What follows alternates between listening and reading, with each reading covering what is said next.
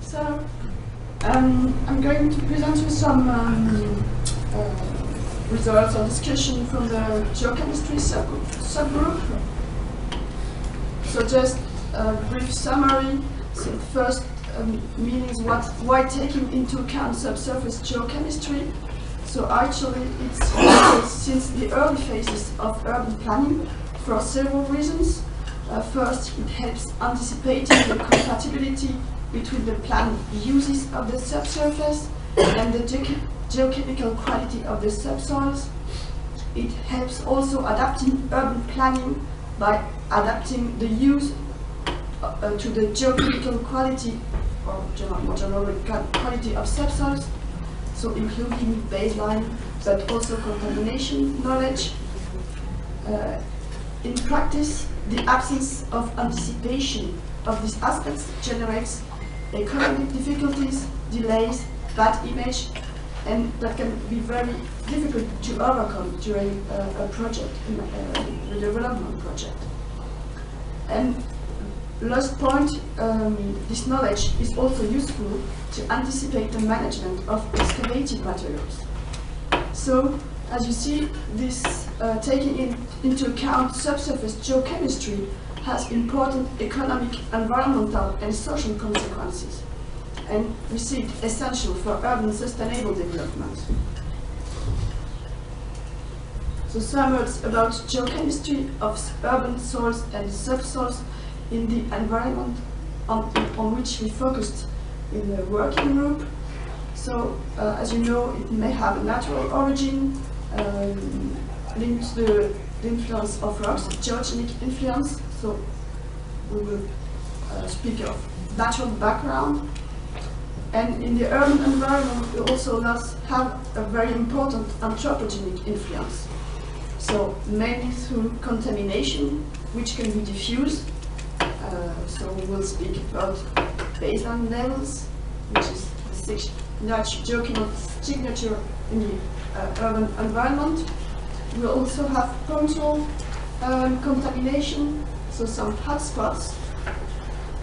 And the origin of this contamination may be linked to various human activities in urban environment, from industrial to agricultural, traffic, and so on. And we also have to consider in the urban environment the anthropogenic deposits. So, for instance, the materials inside the made grounds may be themselves contaminated, contain contaminating materials. Also, in the urban environment, the specificities of soils and subsoils are there are lots of heterogeneities, lots of discontinuities, and as it was mentioned before by several of us, there is a dynamic evolution of the system. So suburban geochemistry, so we focused, as I mentioned, we focused on soils and subsoils. We didn't take into account groundwater or catchment scale, but that should be also taken into account. So we focused most on this topsoil and soil to underground. For topsoil, we mainly have sanitary drivers that conduct to consider the geochemistry of this topsoil. And as we are deeper soils, subsoils, and underground, the drivers are more linked to urban planning or urban management. So let's see now about 3D representations and 3D, maybe 4D representations. So at the moment, the current situation is that we have mostly 2D maps of topsoil geochemistry, as seen in this map, a work made by Johnson and Dimitriades from the Eurogeo survey group. And so you see that there are lots of cities already covered by this topsoil map, 2D maps. 3D geochemical modeling of urban subsoils at quarter to city scale appear more scarce. They are mostly linked to redevelopment projects, including brownfield, subsoil contamination, may indeed impact the management of excavated materials. So also, although this 3D geochemical modeling, or because it's expensive, it's driven mainly by economic reasons. So within the working group, we did a short survey within the cost action partner countries, and you have here in yellow some cities which had 2.5 to 3D geochemical model in comparison to 3D models or geological models around Europe. Sorry, what is a 2.5D model? For instance, in Vienna. It's half, I would presume it's probably not quite 2D, nearly 3D. Yeah, it's just, But if we save the questions, if we save the questions till Cecile's finished, otherwise you'll eat into her time. So some examples of visualization. So some visualization can be made through statistics, and as regards maps, you can have element concentration, spatial distribution, like here in Vienna. You also have interpolation, with, so like the example here in Glasgow and Ljubljana. You have also more integrated index going towards indicators, like here in Athens. So mixing the results of several metals instead of showing just one metal one after the other.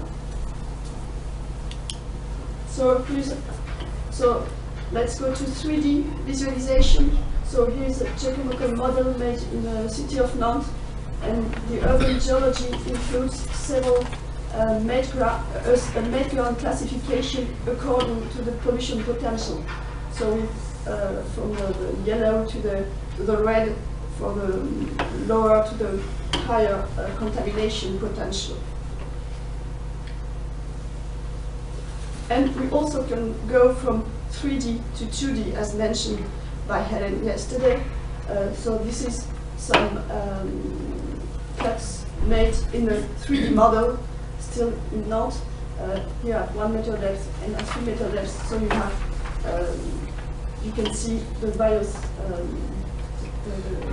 the spreading of the various made grounds according to their pollution potential, and also can go through depth maps. So all the information, you will find them in the toolbox in the section geochemistry, so with the reports.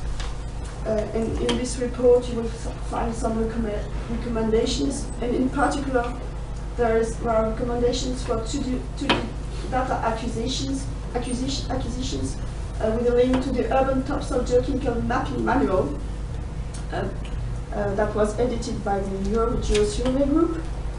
And actually the working group did complementary work to this existing work.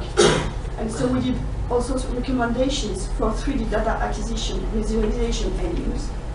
And as regards examples of good practice and best effort, we focused on urban geochemical sampling surveys, like in Glasgow and Vienna. Focused also some words about 3D geochemical databases, with link to the French BD-SOL-EU, French dedicated database for this. And also good practice or best effort for the use of 3D urban geochemical data, with the example of Nantes. And of course, as in every group, we went through some gaps, which are more detailed here, but then we can go through. So for conclusions, 3D visualization of subsoil geochemistry may be very helpful and be used as decision aid tool for urban planners, developers, and also managers. So as said before, to anticipate the volume and quality of excavated materials, to adapt the redevelopment project so as to optimize the management of excavated materials and or limit health risks. It may complete a preliminary 2D approach or be directly carried out in zones with suspicions of contamination problems.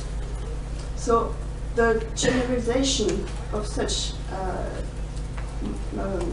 aspects would allow better management of subsoil as a natural resource.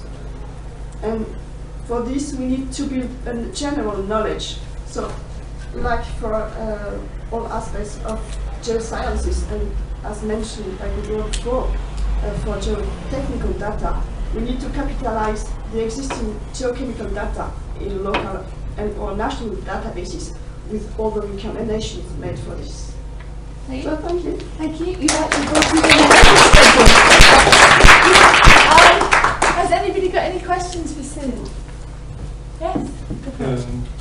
Thank you. It's a very nice presentation. I wonder, could your in-data be also be used to assess the risk for corrosion to pipes and installations? I think so. Yes, because in the data you have some laboratory tests, so you have the pH, the acidity of the, you can have it, and also some the acidity, but also some chemicals in the database. Right, I've got 2, 3, so I'm going to go that way, then I'm going to go that way, then I'm going to go that way. So, start with you. I'm a little bit wondered about the definition of geochemistry in this case. I think it is very focused on pollutants.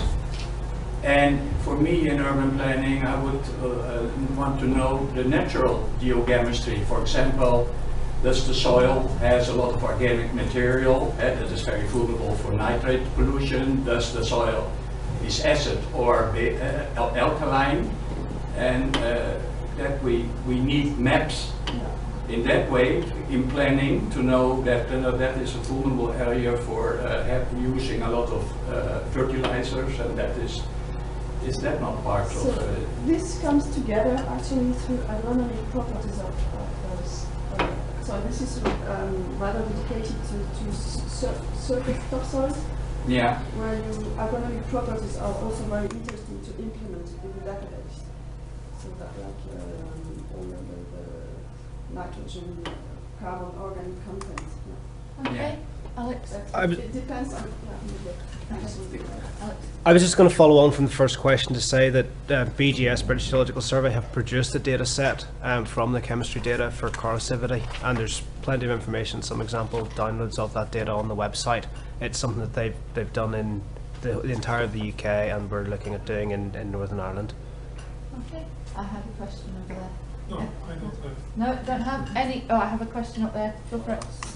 So, do you know about any good example about a campaign of geochemical investigation, let's say after a flood or after a tailings dam break? Because have it's you got changing matter, you know, any if you get a examples flood, of then so any examples of geochemistry after investigation after a flood event?